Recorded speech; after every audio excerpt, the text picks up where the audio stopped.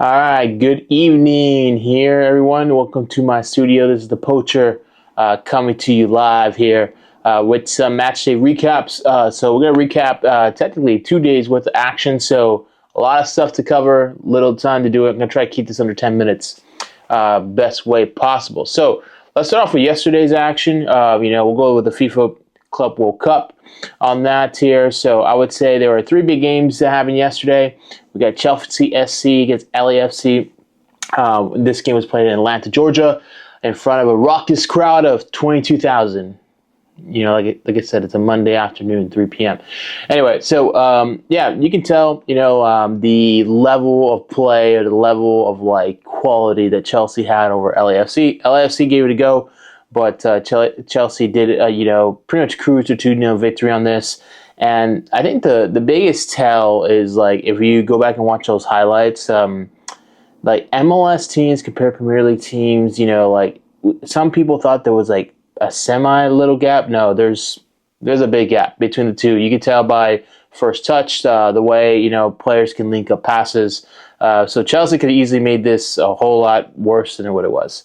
Then skip to the later evening game. Flamingo did have an impressive 2-0 victory as well, or Esperance, that is Tunisia on that. So not much to recap. They were just more the superior team. Then the game of the day was Boca Juniors versus Benfica. This had some great back and forth action. You had some drama with the VAR penalty in place. Di Maria scoring.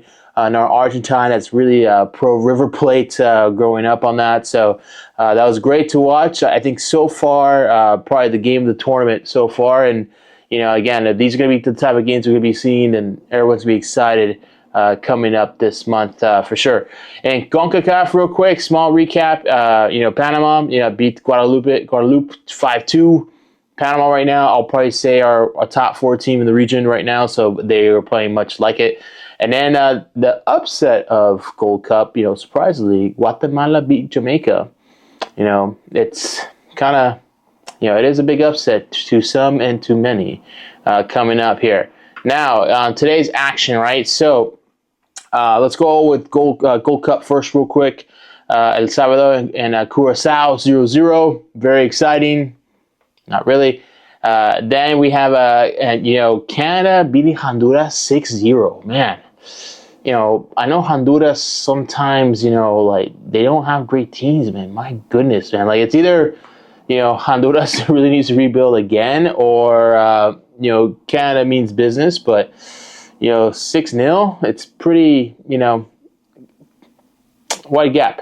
Anyway, now to the the FIFA Club World Cup games here that we had yesterday here. So the first one to start off the day was Fluminense and Dortmund. That was played out of MetLife Stadium in New Jersey here, and great crowd here. I think if you saw some of the socials prior to the game, Fluminense, they rented out a yacht, and it looks like all these Brazilian teams and also Argentine teams are going big for this. And you could tell early on in these matches that for sure the Latin teams, Latino teams are showing up a little bit more compared to the European teams.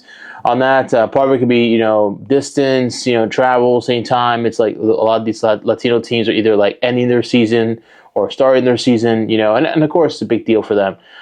So kind of curious to see how the later rounds go. Maybe some of these European teams do show up for the second round, the knockout phases.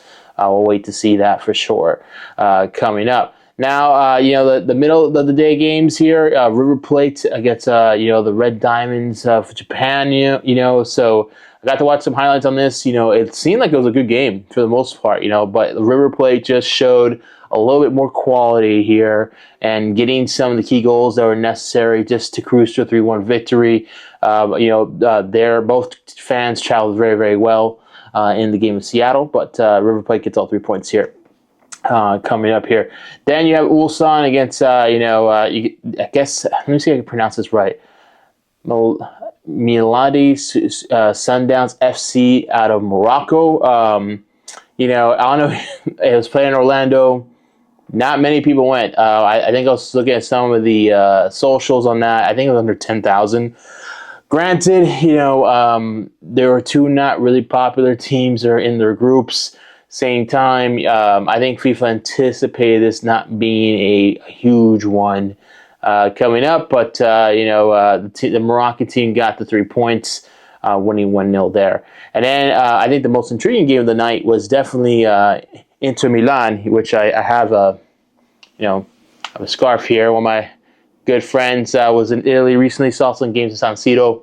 Was able to get me one of those, which is awesome. I guess they played against Roma earlier this year, but Inter Milan Monterrey was a great game to watch at the Rose Bowl. There was 20 plus thousand, Rayados fans that made it all the way from Monterrey up to LA, and it was an exciting atmosphere here. You had a little bit of everything. You had the legendary Sergio Ramos, scoring a great header like he used to in Real Madrid, making that 1-0. And then, I would say kind of like one of the best set pieces executions I have seen in a long time by Inter. If you haven't had a chance, check it out. It's, great chip to inside the box, right? One-touch play right to Martinez to make that 1-1. And I think, you look at this game in general, this is a game I'll break down like a little bit more than any other game that we have on slate, is Inter looked like the dominant team. Like they had the possession, they had the chances. They made, like, you could tell that just the quality was just a little bit better. Monterrey had a great defensive game plan of setting up a semi-high line with that to make sure that they can control what they can control. And that's one of the things about Sergio Ramos is so good, because he has such the experience that he can kind of dictate more or less how to play when he play against some of these superior teams. But you look at Inter, a lot of people were questioning how they'll come out in this tournament based on what happened in Champions League's final, how they got embarrassed 5-0. And I feel like they came out with great force, but you can just tell they were just lacking that finishing touch, and part of it too, you're thinking about it from a Monterrey perspective. You have River Plate in your group. The Red Diamonds are not exactly a walkover either. So they still have 2 tough games ahead, and they want to get as many points as possible. So I think Monterrey tried to just make sure they don't lose, right? Which they got that job done. But I feel like with Inter, if I was an Inter supporter, I feel like there was something left on the table that Inter could have made more from it. And if you break down the stats, to be exact, Inter had 62% of possession.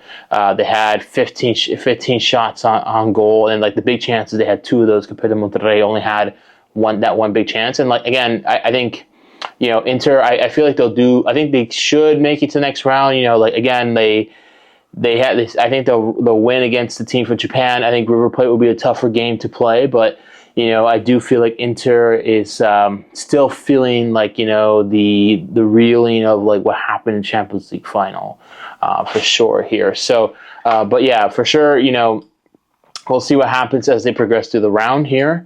We're looking at tomorrow's action here real quick. Just a quick preview is we have Man City against Wydad Casablanca.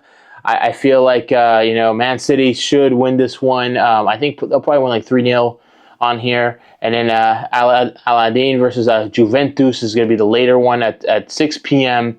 On that for Group G. I feel like Juventus should win it. I think one of the only Americans that might start in this tournament, Weston McKennie, will be on the pitch there. Then you look at Group H. Real Madrid. It gets, I guess it's called Al Hilal on that.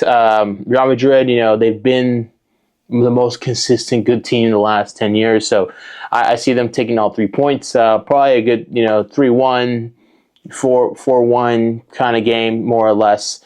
And I think, I personally think the game of the day, it's going to be at 3 p.m. Eastern, 3 p.m. Pacific, 6 p.m. Eastern. And that's going to be Pachuca and Salzburg, right? Pachuca, the other Liga MX team on there here. And Salzburg, a very good European squad as well. Been consistently good in most competitions with that here. But I would say for the most part, this should be a good game. I feel like, this could be easy, like a 2-2 matchup if Pachuca plays it well enough on here. But I do feel like a draw is going to come out of this one tomorrow at the 3 p.m. matchup for Group H. And that should conclude all match day ones for every single team in this tournament. I think we'll go over tomorrow on who looks good. Who like outside like of course Bayern Munich went 10-0, but like let's take Bayern out of it for a second. But like we'll figure out like analyze who's looking really good right now, heading towards Matchday 2, and what teams need what to get themselves forward on outside of that. But other than that, everyone, thanks for watching. Enjoy the games. Poacher out. Peace.